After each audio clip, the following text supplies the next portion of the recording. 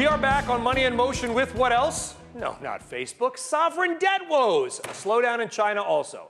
It is the stuff that our next guest lives for.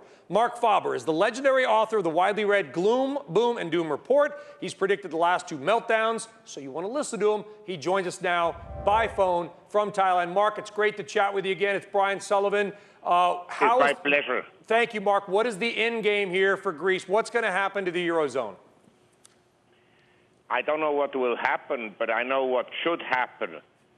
And what should happen is that Greece exits the Eurozone right away and defaults on all its obligation to foreigners. Because if they have obligations to foreigners, it's the mistake of the bureaucrats in Brussels. Do you think there's any chance that will happen, Marc? You said you think it should.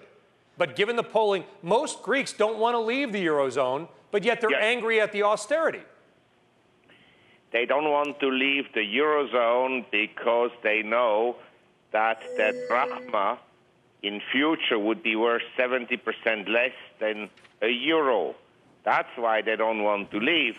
But equally, they don't want to have austerity and have their salaries and benefits cut by, say, 50%, which would be necessary to bring some order to the Greece household mess.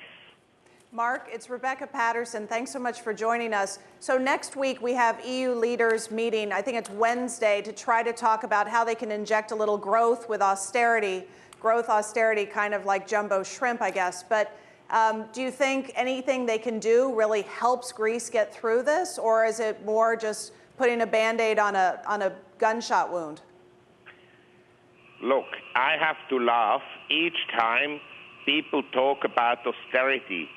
The fact is, since 2000 up to 2011, government spending in the Eurozone has risen by 76%. Where's the austerity? Government spending as a percent of the economy has grown from 44% to 49%. There has been no austerity. Government spending continues to increase, and it's suggested to be financed by higher taxes. Higher taxes give more money to the bureaucrats so they can install more regulatory bodies to hamper businesses and to harm business developments. Hey, Marc, it's Brian Kelly. So let's move over to the other side of the world where you are now, Asia, and in most particularly China. Most of the discussion is how weak is China? We know that they're restructuring their economy, where they're focusing more on domestic consumption. How is that going from where you sit? And do you think it's a structural change that's actually working? Eventually, I suppose it will work. But how the Chinese economy is doing, you only need to watch at industrial commodity prices and how weak they have been. Because if you look at the years 2000 to today, industrial commodity prices and the Chinese stock market correlated very closely. And so when industrial commodity prices are weak, it tells you something about the health of the Chinese economy. And I think the Chinese economy is much weaker than what analysts suggest.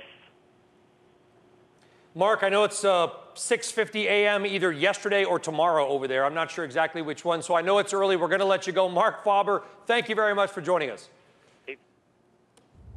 All right, so I don't know, it's tomorrow. Andy, what do you think about what he said? And to Brian's point, we got some distressing home data. 46 cities in China saw home price declines, and car inventory soared in China today. Yeah, you know, one of the things I've been on the show saying for a while is that China's going to weaken, and weaken more than people saw. The WikiLeaks indicators of freight rail traffic, new yuan loans, electricity consumption or output, they're all falling quickly.